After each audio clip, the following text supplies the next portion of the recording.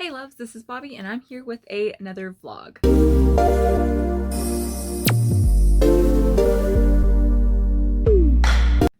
And this is going to be vlog number 30 and it is going to be the last vlog of 2020 and the very first vlog of 2021. These ears felt very Happy New Year-ish, so there we go. I finished off my year with a freaking bang. I read a bunch of extra books before the end of the year. All of them were 4 stars, which was awesome, except one. One was a 5-star book, and oh, I loved it. But I had an amazing reading week. Also, I got a bunch of book mail, as well as I ended up at Barnes & Noble's, so I treated myself as well. So, yes. But let's go over my awesome reading week, because like I said, I just went out with a bang. The first 6 books, yes, because I finished a lot. 6 books were all that I finished before the new year, and 2 more that I finished for New Year's, and then I have one that I'm currently reading. So let's get into the end of the year. I ended up finishing Dark Dawn by J. Kristoff. This is the 3rd book in the Nevernight Chronicles, and this book literally tells the readers to go fuck themselves, and I was very thankful for that. I cracked up. It was such an amazing book. Oh my goodness. This series, I am going to actually, after finishing the series, because everything comes full circle, and I mean literally everything comes full circle. Even all of my complaints from Nevernight come first circle, so I am going to go back and re-rate Nevernight to 5 stars, because everything had a purpose, and now that I was punched in the face with that purpose, I would like to thank J. Kristoff, because thank you. Also, thank you for insulting me and telling me to go fuck myself, because you know what? I deserved it. I definitely did, and it was amazing. Since this is the 3rd book in the series, I literally can't really say anything because I will spoil stuff. Just know that it has pirates. Lots and lots of pirates, and I fucking adore pirates. So yes, the first book is Assassin Murder School. The 2nd book is Gladiator Fighting to the Death Tournaments, and the 3rd book is Pirates. So yes, I loved the ending. Everything about it was amazing.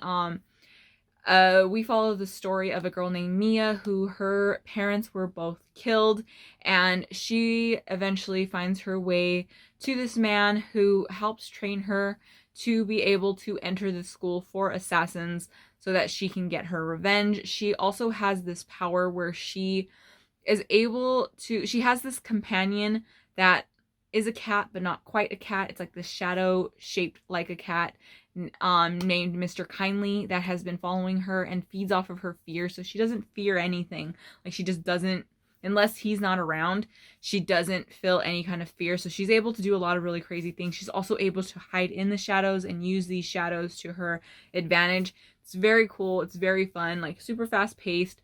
I always tell everybody, get past the first 50 pages of the first book and you will be set. But like I said, those first 50 pages do come in full circle in this last book. And oh my goodness, I loved the romance in it. I loved everything about it. I loved all the characters, the plot, just everything about this. Also, there is a kid that I wanted to hit the entire book. Like, literally, I don't like children that much, and I don't like really bratty children, but like, yo. If you're not sure about reading this series, I definitely recommend it. It is one of those ones that pays off because, like I said, just every single part of it has a point. And like I said, I will be going back and re-rating Nevernight to 5 stars from 4 stars because, like I said, I would like to apologize to Nevernight and all of my complaints. The like 12 videos where I literally just complained about the damn book. I would like to formally apologize for those complaints because it was worth it. The next book that I did was an audiobook, and that was for Nosferatu by Joe Hill. I started the year with Joe Hill. What was it? Last year I had read Lock and Key. Absolutely loved it. It is his comic book series. I just adored it. So I was really curious about his actual like writing, novel wise. and I read Heart-Shaped Box at the beginning of the year. It was 4 stars. It was a really cool ghost story. I just loved everything about it. So I thought I might as well finish off the year with him, as well as this being kind of like a Christmassy filling book. So I was like, why not? So that, I really ended up liking it. I went with 4 stars. I really do enjoy Joe Hill's writing. There is just something though, him and Stephen King both do it, and it's, I don't care for it. It kind of irritates me, and it is the fact that their writing, I'm not sure if they are just incredibly fat phobic or if they have a fetish, because the way they write about fat people, they like to make sure you know this person's fat. Like, it's really, kind of gross the way they literally need to you to like, yeah, this person, like, they jiggle and everything. Like, they go into super deep, but the more you read it, the more it's like, dude, I think you guys have a fetish. Like, is what it's at. It's just really weird. If you can get past that, though, I do recommend the book. It was really cool. I like the story of it and everything. We follow the story of a girl named Vic. She goes by the Brat, is like a nickname of hers that her dad gave her. She has this bike she was gifted from her dad when she was a kid, and she discovers that this bike helps her, they call it as a term of a knife. Like, she's able to use this bike to make this bridge appear, that if she's searching for something, like in the beginning of the book, it's not a spoiler or anything, her mom loses a bracelet, and she keeps knowing like she needs to find this bracelet because her parents are fighting and stuff. So she goes riding on her bike. All of a sudden this bridge appears, and when she crosses it, she finds herself where her mom left this bracelet. So this bridge helps her go to find lost things. And it's just really cool the way it's written and stuff. I really like the way Joe Hill writes his like kind of fantastical elements. It's really cool. She meets a girl named Maggie who, her knife is this bag that has Scrabble tiles in it, and she's able to pull out the letters, and when she throws them out, they answer questions. It's like a psychic bag. And they discover that there is this man named Charles Manx who he abducts children, and his knife is a car, and the tag on it, the vanity plate, is Nosferatu.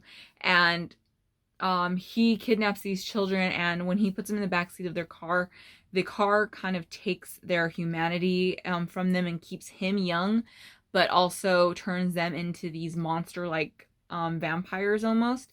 And he takes these kids to his kind of dreamscape place, which is a place called Christmas Land, where it's Christmas all year long. And these kids, it's like a Neverland type of thing where they never age or anything. It's very cool. I really liked it. I have watched the first season of the show. I watched it last year or so.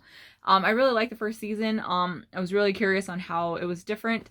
They really did stretch a lot of stuff with the book, rearrange timeline and all that. I'm really glad I read the book though. I really enjoyed it. I do recommend it. So those were 2, and the next. So on to the next book that I read. I read this one on New Year's Eve, which had a really weird moment because as soon as I finished Nosferatu, I was still in the middle of doing something at work. So I just threw on some random music. I ended up going with the Ramones. And like I said, that is New Year's Eve. So as soon as I went on break, I queued up my next book so I can listen to. And that was The Empty Ones by Robert Brockway. This book starts out on New Year's Eve at a Ramones concert. Really weird, kind of serendipitous type of thing. Like, tripped me out. Like, I was like, wow, that's not a coincidence. That was really cool. But this is the second book in a series. The first book is The Unnoticeables. I read it back in October. I loved it. It was just a really fun, really quick read. These are really, really, really fast. This follows 2 different timelines. We have a guy named Carrie in 1977, and we have a girl named Caitlin in 2013 in LA. Carrie is in New York in the first one. I can't talk too much about this one at all because this does take place like as soon as the first book ends, basically. I think it takes place maybe a month or so after, but we don't really miss anything in that month. We kind of like backtrack a bit, but it's more they're dealing with everything that happened in the first one. So Carrie is this kind of dirt punk from New York in 1977, and he starts noticing these people. Everyone kind of notices them, but nobody really talks about it. There's these people where as soon as you can look at them, like stare at them dead in the eye, and you will not notice anything about them. You can't tell what gender they are, what hair color they are, their height, their age, nothing about them. And as soon as they're gone, you literally completely forget that they were even there. It's really cool. This is a horror comedy series. But Carrie is a sack of crap. Like, he is an asshole. He is your run-of-the-mill type of punk guy. Likes to drink, likes to party, likes good music. I love Carrie. Like, I will talk all the shit about him, but I absolutely adore the character. He reminds me of a lot of guys that I grew up with when I was really big into the punk scene. And Caitlin, she is a stunt woman in LA, and their stories do eventually meet up and everything, and I really, really loved it. Like, they make a really cool, just odd pairing, because when they do meet up in 2013, Carrie's in his like 50s, I think. So he's still the same asshole of a guy. Like I say, Carrie's one of those guys where you want to punch him in the face and then you'll buy him a beer afterwards. But it's just a really fun, crazy, them dealing with these kind of creatures, because we've got the unnoticeables, and then we have these tar men who are these black goo people that melt people's faces off, basically. And then we have these angels, which are like these balls of light and stuff. Like, it's just really weird, very odd, very fun, super fast paced. Like I said, this one takes place right after the first one, with dealing everything that just happened, and then they're on the run, kind of going through the motions. We get a lot more point of views in this one, and I loved it. I don't have the third book physically, but I will probably listen to the audiobook on Scribd. So I'm excited to finish the series. I just absolutely loved it. It was just so much fun. After that, those were the last books that I read, but I ended up picking up a bunch of comics that I had on my shelf, because I know I was able to finish them, on my way to work and stuff, so it was easy for me. The first one I went with is Something is Killing the Children, Volume 1. This is issues 1 through 5. This is a weird style horror action comic. There is this town in the middle of America where all of these kids are going missing. Some of them, they're finding their bodies. Some of them, they don't know what the hell's happening. This young boy is having a sleepover with some of his friends. They're playing Truth or Dare. They are dared to go into the woods, and he's the only one to come out alive. While dealing with all this, this mystery woman shows up in town saying that she's going to help solve the problem, and it's just ends up this really crazy, super fast pace. This leaves you a lot of questions. That's one thing about comics that get to me, is that it's just like you can only get so much into them, and I definitely want to read more. Thankfully, the other issues or the other volumes are available on Hoopla, so I'll just download those onto my tablet, and I can read them off of there, because I just don't have the space for comics. I like having like the first volume, but anything after that I will tend to read them digitally, just because I literally don't have the space for these. Like, even though they're so small, they just take up so much room, because having to buy so many of them from the series. I think they're on volume 3 if I'm not mistaken, or volume 3 comes out later this year, but you can get the single issues on the Hoopla app, so I will definitely keep reading. I'm super interested. The artwork is really awesome. Let me see here. I'm trying to find one of the creatures. But I really liked the horror aspects of it. It was really cool. Well, here's just some of the alternate covers. But yeah, the artwork's cool. The main character is awesome. Her last name is Erica Slaughter. So really cool. This has secret society, creepy monsters, kids getting eaten. So yes, I'm all in. The next one is volume 2 of a series. I read the first volume in September, I think it was. And that is Nail Biter volume 2. This follows the story of, there is this town in, I believe, Buckaroo, Oregon, where for some reason this town is just, serial killers are born there. Like, there are, I think, 35 or so serial killers that have all came out of this one town. Nobody knows why. Nobody knows, is there something in the water? Is it a cult thing? Is it a curse? Like, what the hell is happening? Why is this going on? While this FBI agent is obsessed with finding out why there's so many serial killers. He ends up going to this town and he leaves a message for his friend in the NSA that he needs to get down there because he thinks he's discovered why there's all these serial killers. Well, when his friend shows up, the FBI agent, what is his name? I don't think it gives his name. The FBI agent, I can't remember his name off the top of my head, has gone missing and his friend is trying to find him. And one of the most notorious serial killers from this town is Edward Nailbiter Warren. He is known for eating the nails and fingers of his victims. He is literally caught red-handed with a hand in his fucking mouth and he gets off from the charges and he's gone back to this town of Buckaroo. And they feel like he's, you know, that he can help them find it, but they don't actually want to work with him because they don't trust him.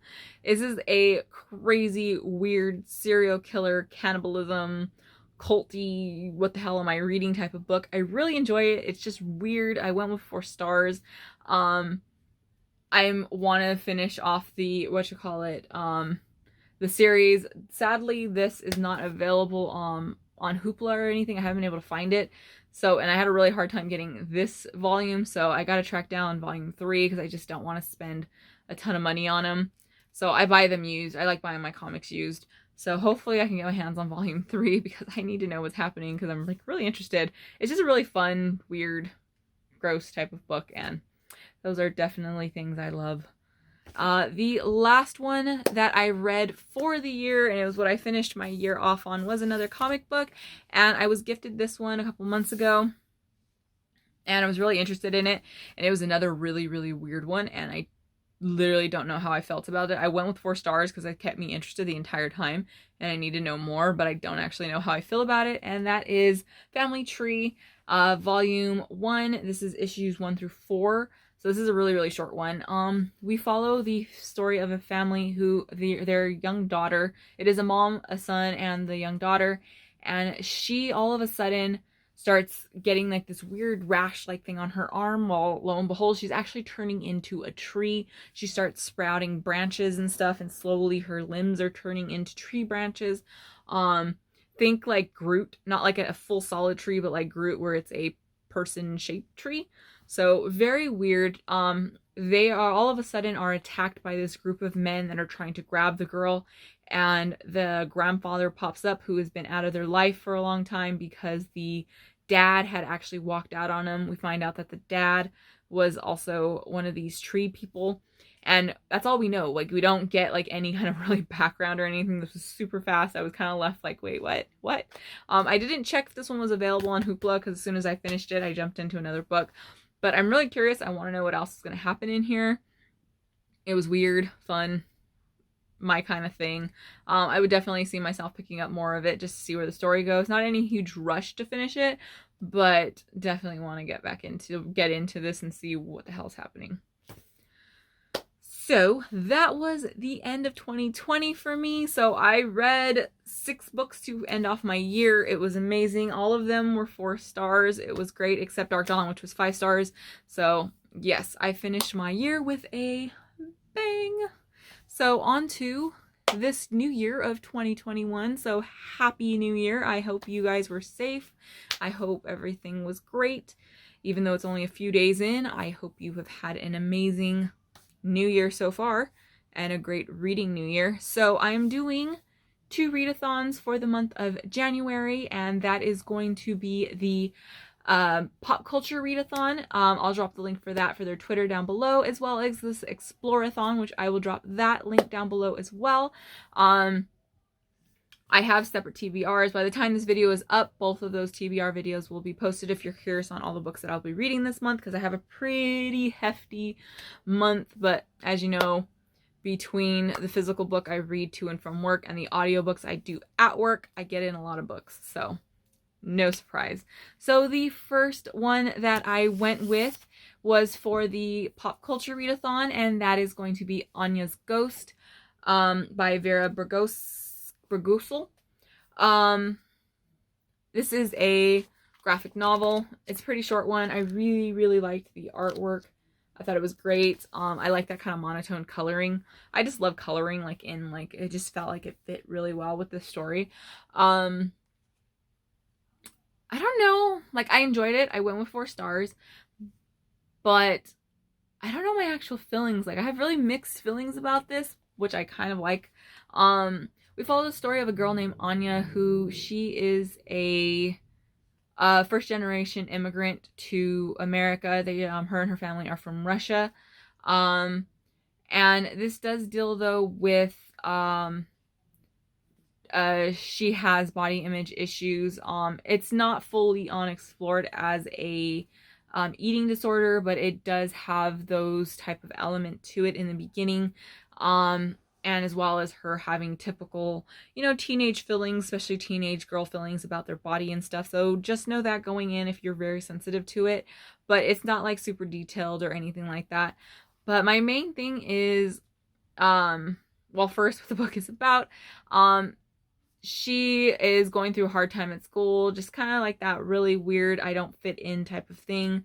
Most teenagers go, but she has the added thing, the added element of, her mother being an immigrant and her being like one of the only Russian people at her school. There's one other Russian kid that is kind of really nerdy and she doesn't want anything to do with him. And she ends up taking off from school after she has a fight with one of her, with her only friend, and she ends up falling down this hole that is actually a well. And when she's down there, she discovers that there is a skeleton, and with that skeleton, there's also a ghost. She accidentally brings the ghost home with her, and we kind of explore the relationship of becoming friends, as well as, what secrets this ghost actually has, like how she ended up down there and everything. Anya is not a likable character. Know that going in. She is not supposed to be. She's kind of your typical angry teenager that's dealing with not only, being a teenager, but body issues, as well as just wanting to fit in, having a crush on a boy who, doesn't really know she exists or anything like that. So this is like a really, coming of age type of typical day in the life with a ghost element. I liked it. It was really cool. I would definitely be interested in more by this author. I don't actually know if they have written anything else or any other, comics or graphic novels. I would read them. It does have a darker twist to it. But yeah, I do recommend this. I've seen it. I've had it on my shelf for years. I finally decided to pick it up because I am also doing, with all my regular readathons and TBR, I'm taking part in a A to Z kind of TBR where you find books and you have to read them like in order alphabetically.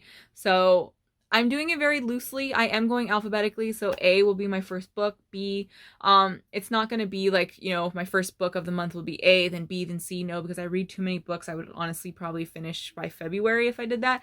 So it's kind of whenever I come across a book that will fit one of the letters, it'll work. So Anya, one of my other books are... The does count though as a T word, so you can't use like, how most places will take off the, it doesn't actually count as a word. It does. So that one will trip me up a bit, but I do plan on getting through A and B for this month, I believe is all that I have for it. So I'll tell you B later when I actually get around to reading it. But yeah, Anya's Ghost will knock off A for that, as well as one of the prompts on Pop Culture Readathon. So, which is to read a ghost story. Definitely a ghost story. That was for the Ghostbuster tile. So, yep, I do recommend it. It's a really quick read if you're into graphic novels and stuff. And you want something just kind of, a little interesting. I definitely recommend it. For the last book that I finished this week. No, I am loving this series so much. I'm currently reading the last book, so I'll get into that in a second. But the one that I finished was Soul of the Sword by Julie Kagawa. I loved this book so much. 4 stars. I have a feeling this whole series is going to be 4 stars. The last book, though, might be 5. I'm not sure yet, but this is just a super fun book. I cannot say anything that goes on in this one really because it goes directly after the first book and it's just kind of finishing the journey. But we follow the story of a young half half human, half kitsune girl named Yumeko, who she was raised in this temple of monks who guarded this dragon scroll, because there are three parts to the scroll. When all three parts are brought together on a certain night, 1,000 years, I think it's 1,000 years from the last time, someone is able to make a wish, and that wish will be granted no matter what it is. So obviously we've got some very bad people trying to find this scroll, and her temple is attacked, and she is tasked with keeping it safe and taking it to the next temple to be protected.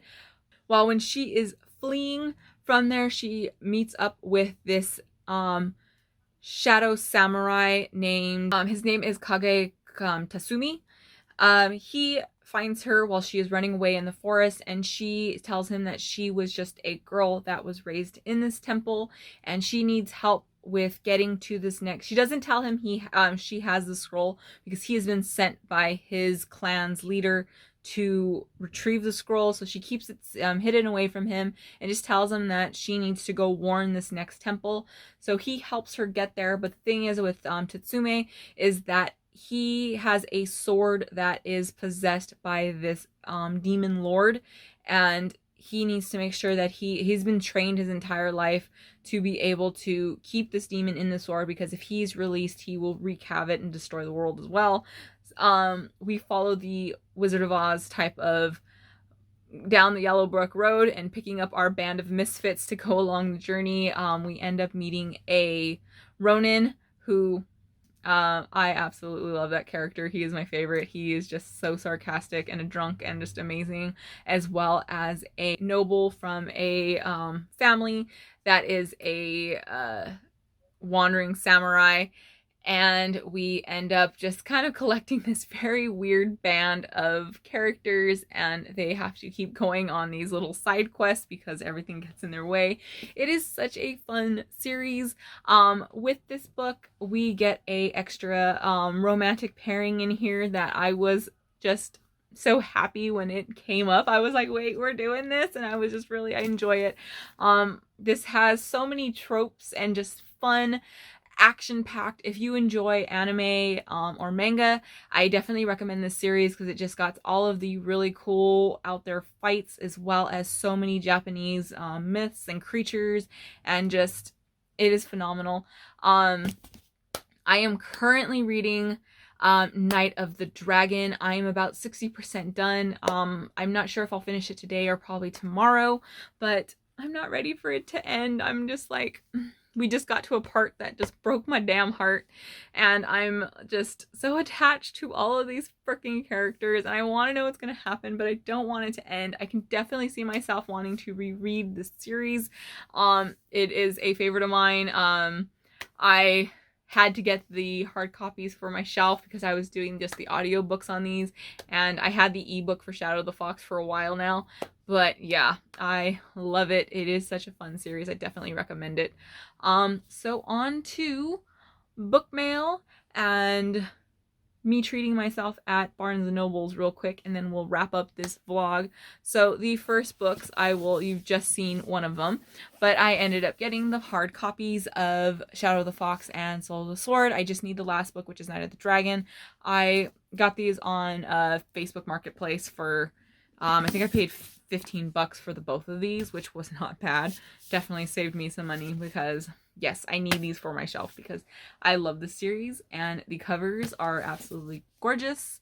And apparently, just right now, I noticed that I got little extra, I think these were from one of those book boxes, so I've got like a cool little card and stuff, and a awesome little bookmark, so that is always awesome. I don't think I got anything with the other one, but yeah, I just need to get my hands on the last book because this is such a fun series. I highly recommend it. It is great. The next one is actual book mail. I got these as a gift from my book swap partners. If you don't know, on Facebook I'm in 2, it used to be 3, but one of them closed down, so 2 book swap groups where every month we get paired up and we send each other, you know, books off of our wish list, as well as little goodies and stuff like that. So the first book my swap partner got me was Prince of Thorns by Mark Lawrence. This is the second book by Mark Lawrence that I own. I also got gifted Red Sister a couple months ago. I still haven't dived into his writing yet.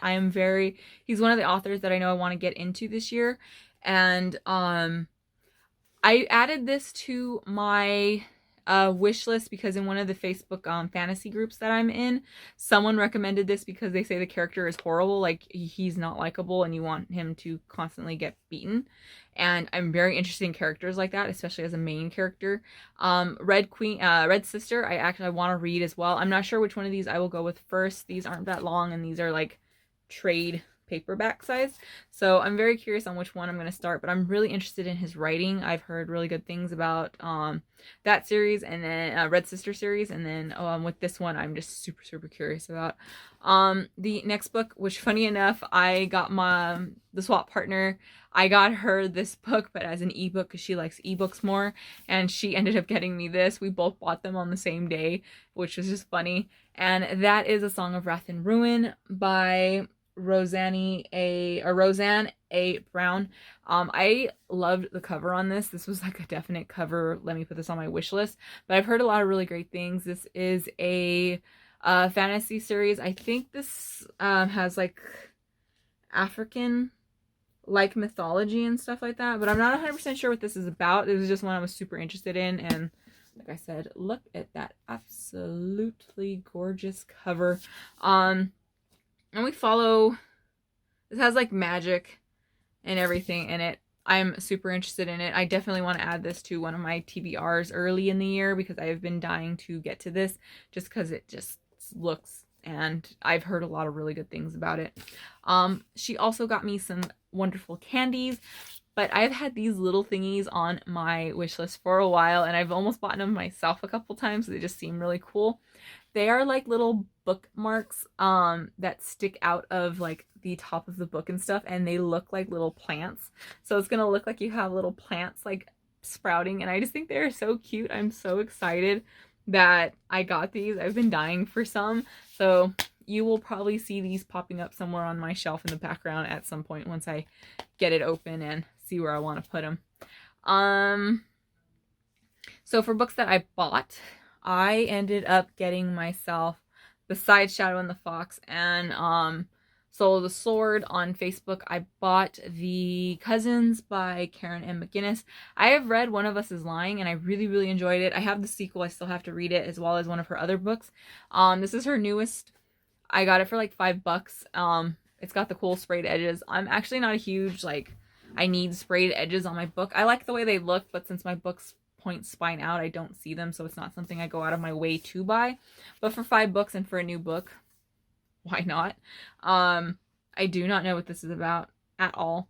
I don't read thrillers that often, but I found that I do really like YA thrillers, so when I do want to read one, I like to have them on my shelf just so okay, let's go with that. I'm good. So I'm very curious, and I really like Karen M. McGinnis's writing. It was really cool. So interested in this one. I want to read though the sequel to One of Us is Lying first, because I'm really curious on how that got a sequel, because it ended pretty solidly. Next one was one I also got on Facebook, and that is Furyborn, or Legendborn. I keep calling it Furyborn. That's another book. Ding dong. Legendborn by Tracy Dion. I've seen this book kind of all over the place. I've seen people mention that it was really good. I've see the cover constantly everywhere, and I got it for like $6, so I couldn't turn it down. And I'm a paperback person. Like, I love hardcovers because they look good on a shelf, but personally I prefer paperbacks just because I tend to carry my books with me to work, and I carry enough crap with me that I don't want to carry a heavy ass book.